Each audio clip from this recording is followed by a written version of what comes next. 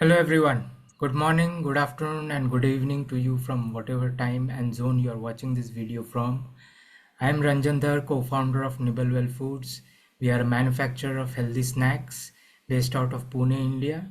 As you can see from the banner behind me, we manufacture healthy product called Anaklavya mixture, which is made out of roasted nuts and seeds, and it is available in two flavors: chapati, which is a masala flavor, and cheddar cheese flavor. These flavors are listed on Amazon, Misho, and Dorabji stores, and we cater to D2C, B2C, and B2B brands and markets.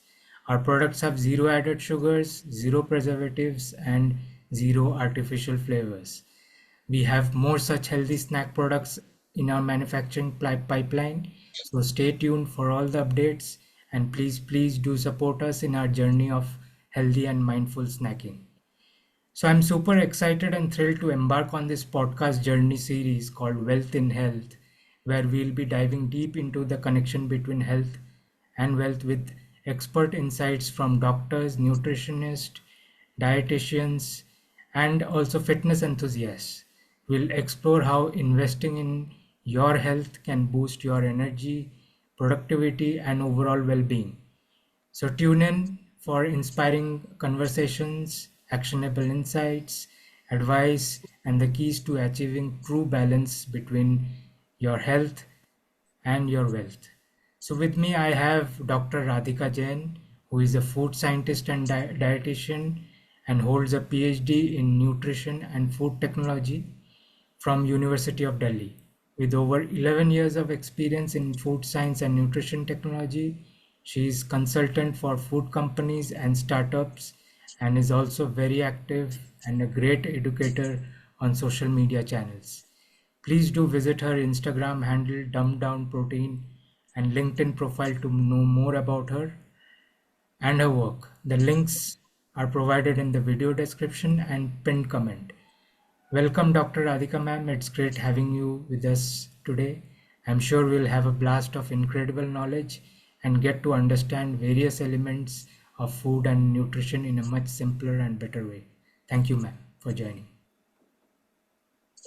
Thank you so much, Ranjan, for having me here. I'm very excited to share my views and to have this conversation with you and all the viewers. Great. So, ma'am, just to spice things up a bit, we will start with a rapid fire round, Mm. right? And it will be a perfect segue to the remaining content that we have on the video. So, let's get started. So, my first question to you, ma'am, is: are we as humans overall eating healthier today than 100 years ago?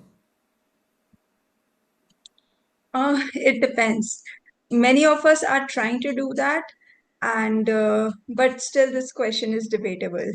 Okay, great. Are we eating more ultra processed food today? Yes, we are knowingly, unknowingly, but it again depends because many people are trying not to have. So the ratio is debatable. Like, Okay, and people are trying not to have, but we are still yes, okay, great. Is ultra processed food causing obesity and other illness? undoubtedly yes. Okay, We are trying I mean, like, health is the most important thing, and these foods are quite delicious at times for the tongue but not for the health. right. So Yeah, yes, it does, yes. absolutely. Should we eat more organic food than ultra processed food? Definitely, yes. And but it depends on the accessibility, affordability, and what ingredients that you're buying. Mhm. And you're actually getting what they are claiming as is organic. Yeah, So it's good for your health if you can get the real thing. okay, Yes. okay, great. So is vegan diet better? Oh, it's a no-brainer. Yes, it is. Okay. Okay, so that wraps up our rapid fire round. So it is a perfect segue into my Mm. next question. So Mm. help us understand, ma'am, the evolution of human eating habits, if you could, right from the Stone Age till today. Well, if we go back in our history and we read and we see and what we have read so far, see, we are different from our ancestors and we are not that different from our ancestors also. Mhm. Mhm. So, if we look back, we know that 99% of humans were hunters and gatherers. Mhm. And that actually was the basis of their nutrition. Yeah. And the researches which have been done so far, they actually help us to reconstruct their food supplies Yeah. and their lifestyle, their dietary habits, and they were actually sticking up most to what is accessible to them, Mhm. and that's what they used to eat. Okay. So, like, if we even like trace back from like the Paleolithic times, Mhm. which was actually the old Stone Age, and we were the hunters back then. Mhm. And then the Anthropoids came, that which was the farming community, and then the industrial age came, and now what we are living in present. Mhm. So definitely, evolution has been done based on these major factors. Definitely, the climate, what was grown near them, Okay. and but yes, and again, if we see back, like our early ancestors, hominids, Mhm. so they were like they had the diet very much similar to of the modern chimpanzees. Okay. They used to eat bark, fruits, seeds, and flowers, and but again, those hominins, about 2.6 million years ago, they Mhm. started in they were getting introduced to meat also, Mhm. and they were like having from small to large animal based on again the availability, Okay. and humans like humans started domesticating animals and plants Mhm. for their everyday life. So it was about 12,000 years ago. Mhm. And so, what was getting accessible to them, how their body was forming, Mhm. definitely there was a really good rise in what we are today, Okay. how we were actually formed in today's time. Okay. And like again, if we see the Inuits were actually people who used to live in the Arctic region mostly. So, like in the North American region, the Greenland, Siberia. So, they were mostly on the animal protein based diet. Oh. So that was because the animal was the most because of the colder region. But Mhm. when we come down to the Andes area, so Mhm. people from Andes were mostly plant-based lifestyle. Right. And like another example that might that fits over here is like the wild chimps. Wild Mhm. chimps, they used to have like about 80 different kinds of fruit species and used to have minimal meat. Okay. But if we talk about bonobos from Congo, Mhm. they were like totally about plant-based protein and plant-based diet, and they were happy about it. Okay. So, like the researchers, like they have traced back, they have mapped down everything, and they were actually able to do it Mhm. because of the researches, and that they have done by analyzing old bones and teeth by Okay. using stable isotopes. Okay. So that has helped us. So though so they were like easily able to find out what was their diet, because based on the structure of the teeth fossil they could find the bone fossil. Mhm. So they could analyze what was their lifestyle, what was their eating habits. Okay. And yes, so so if I talk about the present time, Mhm. definitely we are like our ancestors, but we have evoluted a lot. So we have to understand this, like we are not as physically same as our early ancestors, Mhm. and we have to understand this thing and get our mind at one point that yes, we are to some extent or to a great extent Mhm. different from our ancestors also. Okay, okay, that's great, great, Yes. great information, ma'am. So, ma'am, just curious to understand. So, uh, I mean, you can correct me if I'm wrong. So, the first humans were, I mean, they evolved out of Africa, right? So, Uh, so what was, I mean, was their diet mostly meat based? And then we, because agriculture and all this came, I mean, the plant based diet, I assume, came later. So was the initial diet of humans meat based, and then we slowly shifted towards plant based diet? Well, it's hard to say because, like earlier, it was just one land, the Gondwana land, Okay. and then it got break down into different pieces, and we got all our seven continents. Yeah. So, what was available to them, they were having that. Okay. So, as the examples that we have discussed so far, Mm-hmm. definitely, they. So, if we take a certain part and we see that okay, that was available, they Mm. were eating that, yes, but was that the first thing?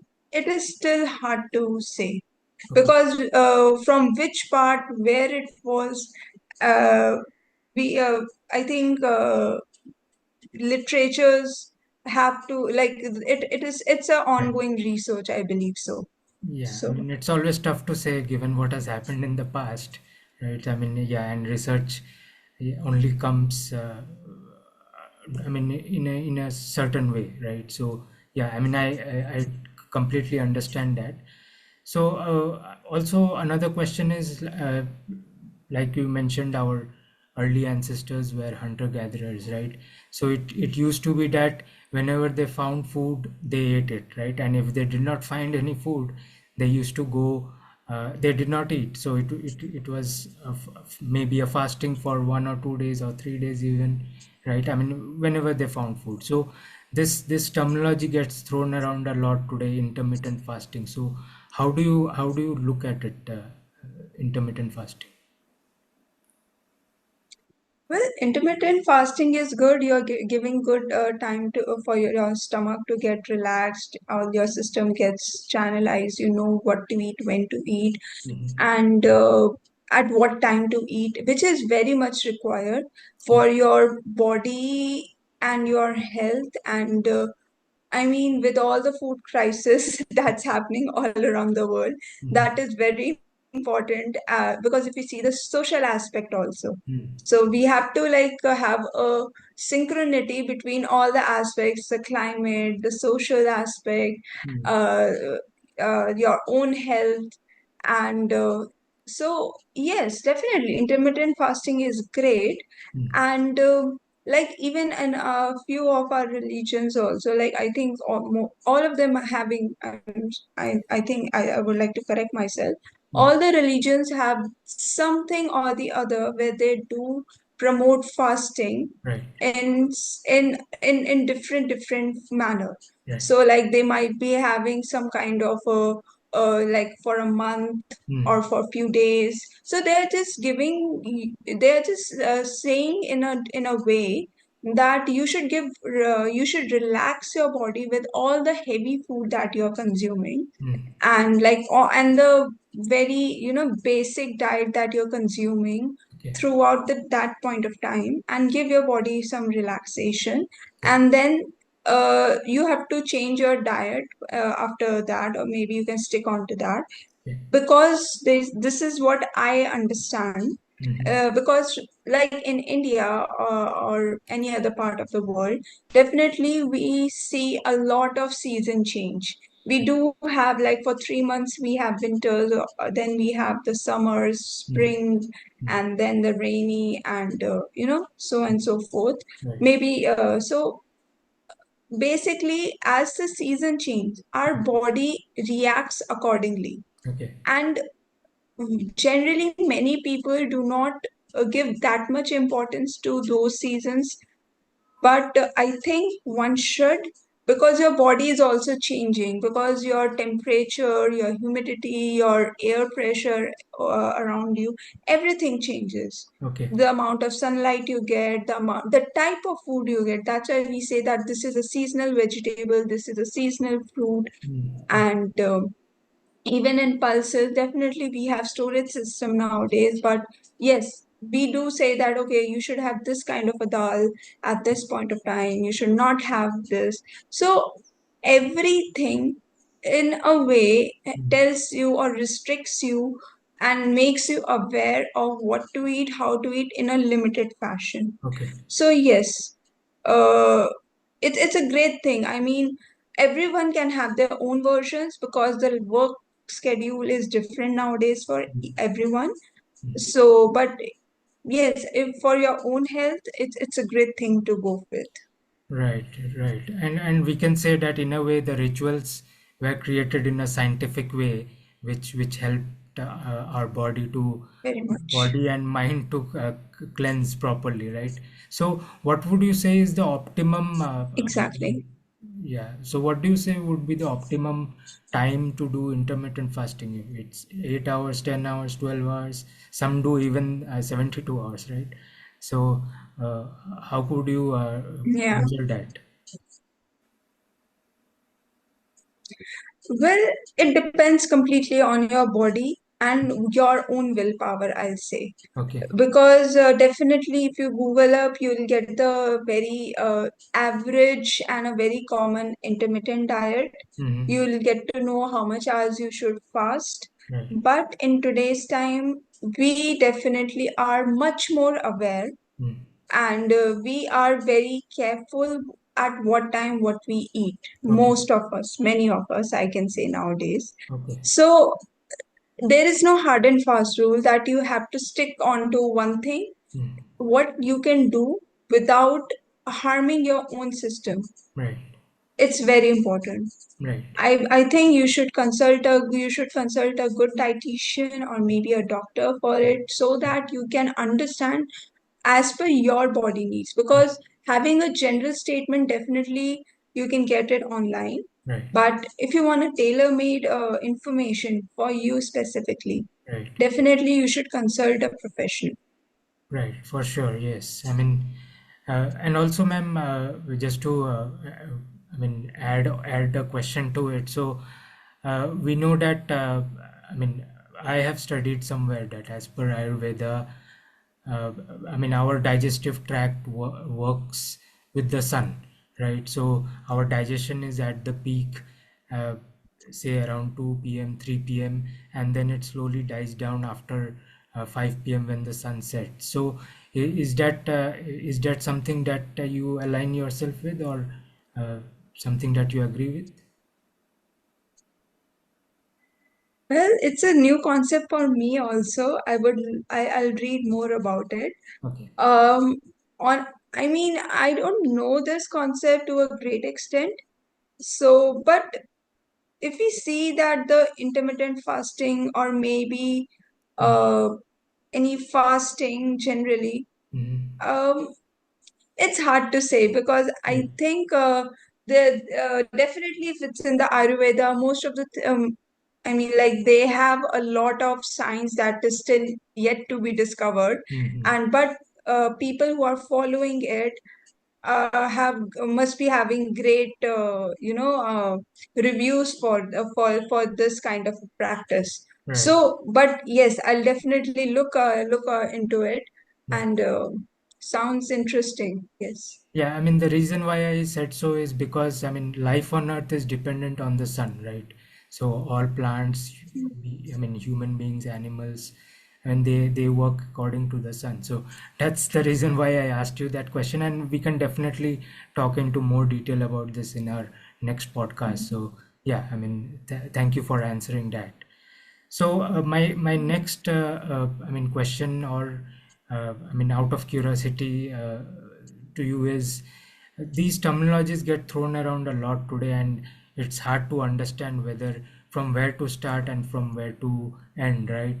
So can you help us understand what is organic food, what is processed food, and what is ultra processed foods?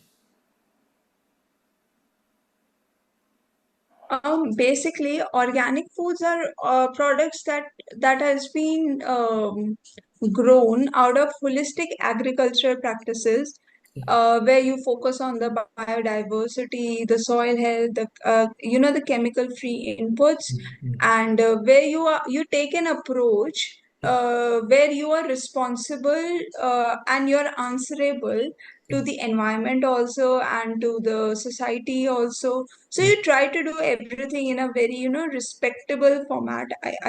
That's what I understand from it. mm, That none of the places get harmed to that extent that it's that there is no going back. mm, So yes, organic foods are so that would be organic foods.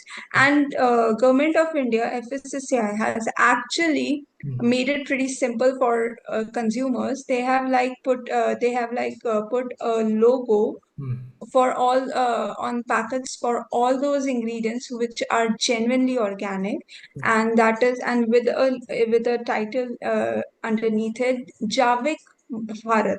okay. So, if your packet actually says that Mm, with the logo, mm, you are having organic food, certified organic foods, okay. and in fact, Sikkim is actually the first state in India to be a fully organic state. Oh, Yes. wow.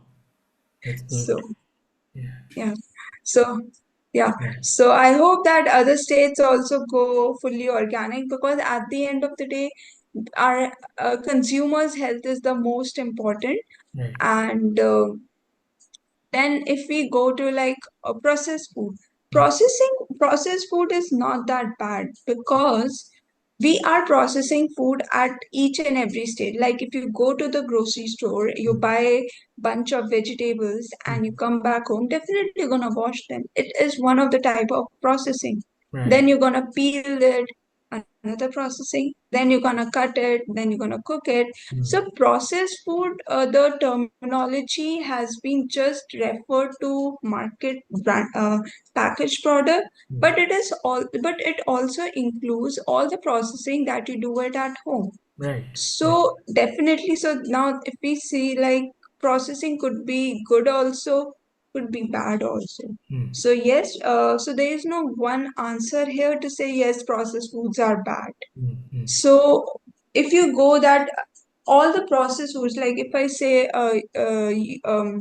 if I talk about US Department of Agriculture, mm, USDA, mm, so they actually defines processed food as that any ingredient mm, in its natural form has been changed. okay. So that could involve any like washing, cleaning, milling, and then cutting, chopping, pasteurizing. Like Mm, the milk products you buy from any brand and get it home, you get pastured products. right. And then the blanching is important. In fact, in winters, Mm, in at our homes, our moms, everyone, they mm, blanch bunch, a big right. lot of peas, and then they freeze it, so Right. that in the upcoming months we can use it freely and easily. Yes. Yes. So blanching is done. So at home you do blanching. It's another type of processing. Okay. In industries, when you are getting ready to eat products, Mm, ready to cook products, ready to use products,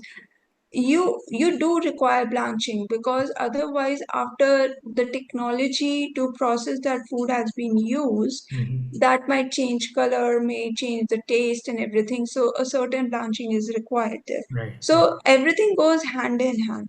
Okay. So basically you will be doing processing at each and every step. So it is like something important. But if one is consuming only marketed for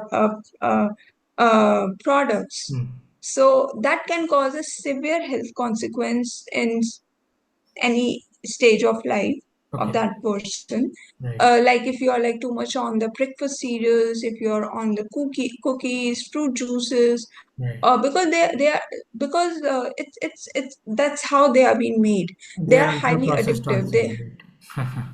Yeah, most of them, because nowadays every brand is trying to come up with products Mm, with zero sugar, zero preservatives, and that can happen. right. That totally depends on the kind of processing that you're using. Mm, What are the methods and what are the steps that you're following during the manufacturing of the recipe, mm, and then how you pack it.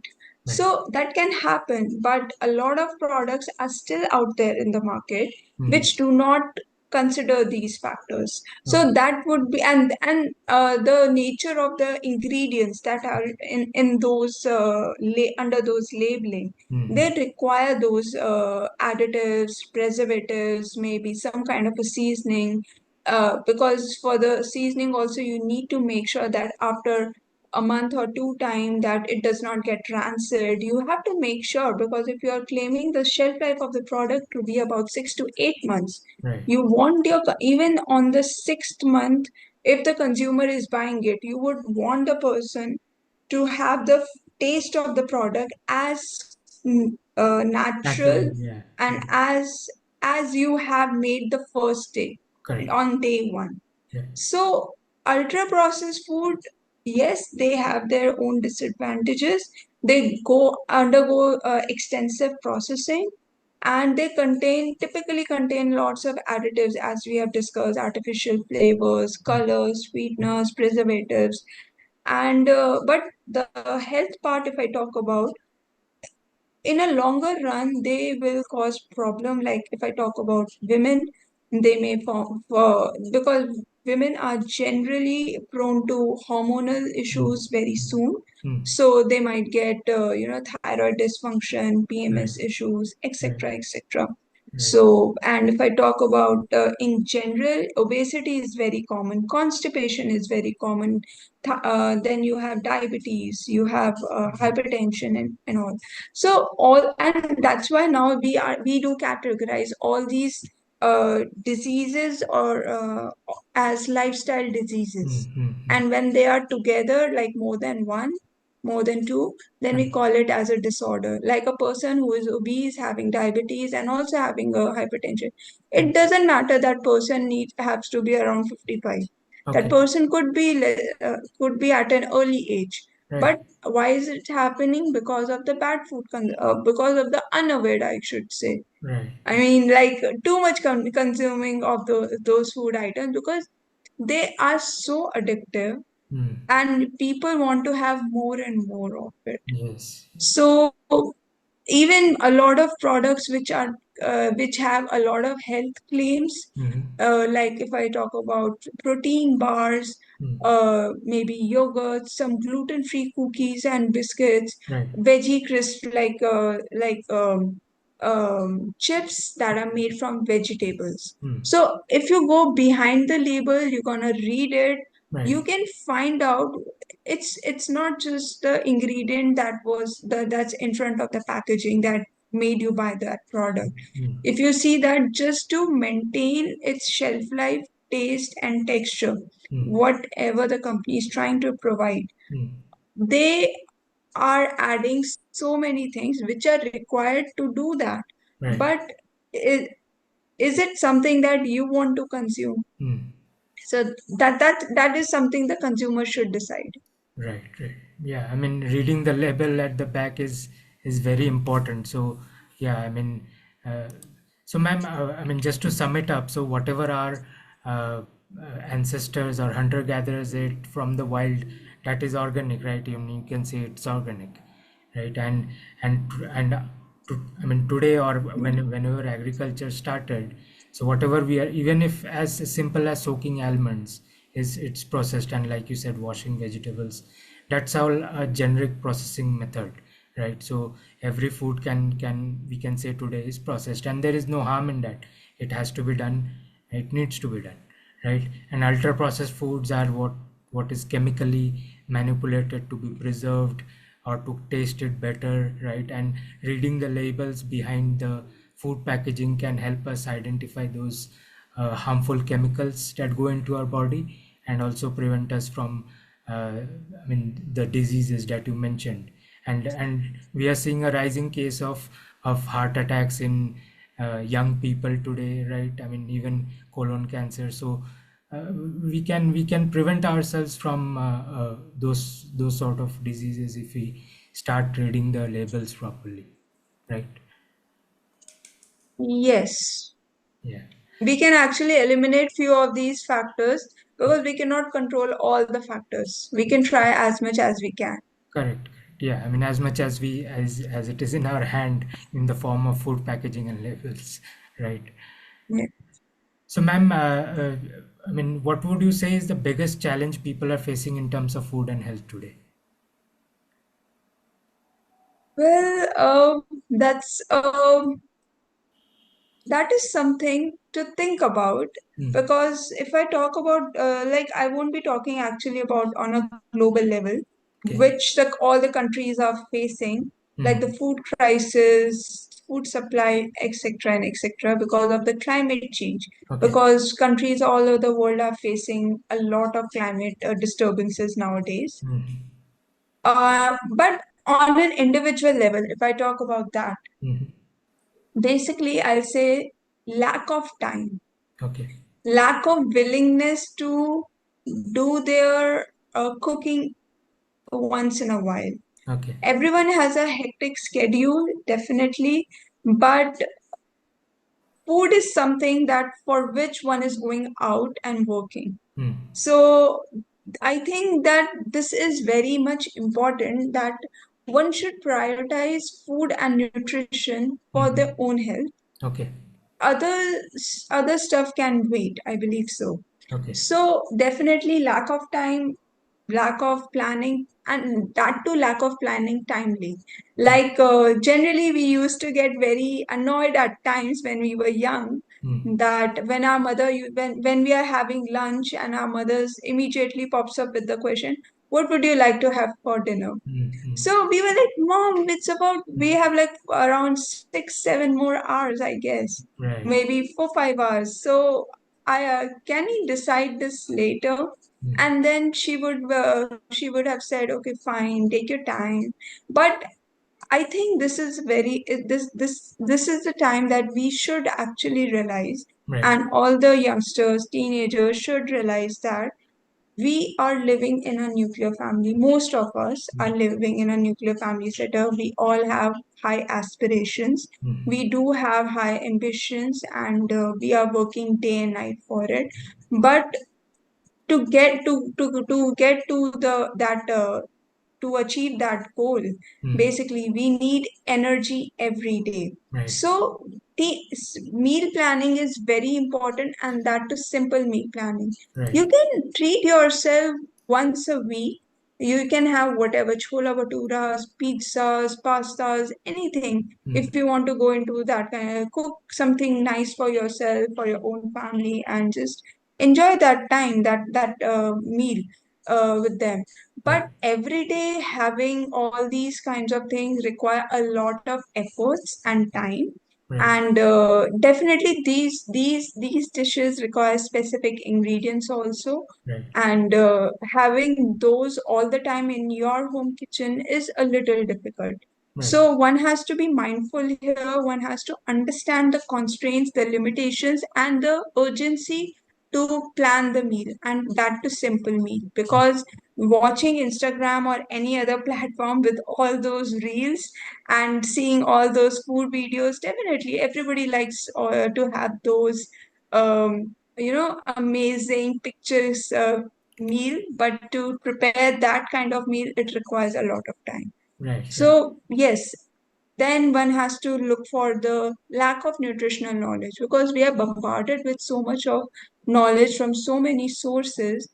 I'll suggest here that people should read only credible papers, credible information on credible organizations. Mm. Like you can read from USDA for the limitations and regulation. You can go to FSSAI, Right. and you can read research papers and all. Those are something very credible, and a lot of uh, gatekeeping have been done before those information are passed through Right. those gates and then finally published. Right. So yes, one thing is that very important for so that you can have a good nutritional simple meal every day. Right. And then I mean, like, then you should have like uh I mean, like, that attitude of all or nothing attitude, Right. that is quite hard to handle every day.